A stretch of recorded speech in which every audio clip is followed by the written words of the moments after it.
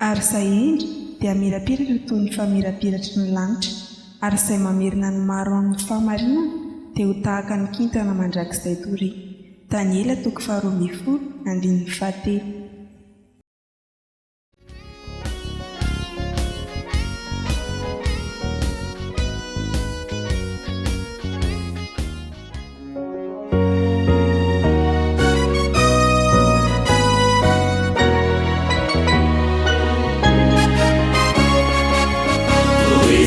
Susangadeni piarabello na fagnana rimpiaramilani Kristi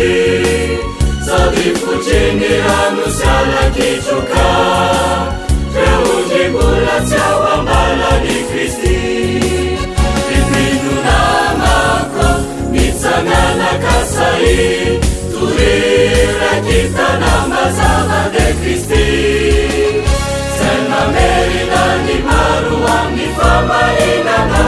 uanira chamadangizai duri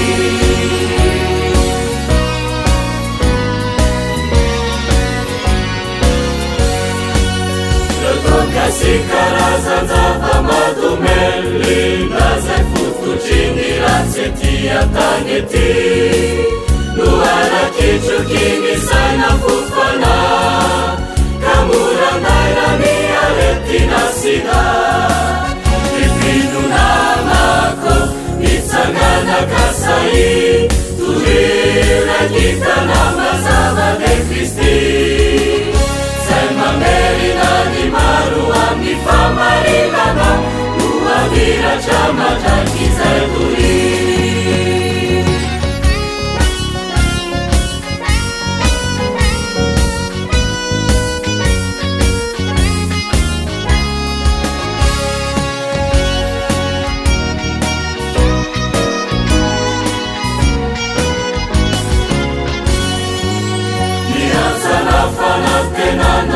Ni mianswa na wanao ni ratsika ilugulungava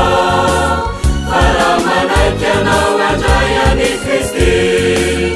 Amira chami na vivuni na ini Ipinu namako nitsangana kasai Turira kita na mazava de Kristi Sema merilani maruani famarinana Amira chamadangizai duri ipinu namako nitsangana kasai turira kita namazava de Kristi sai mamerilani maruani famarinana Amira chamadangizai duri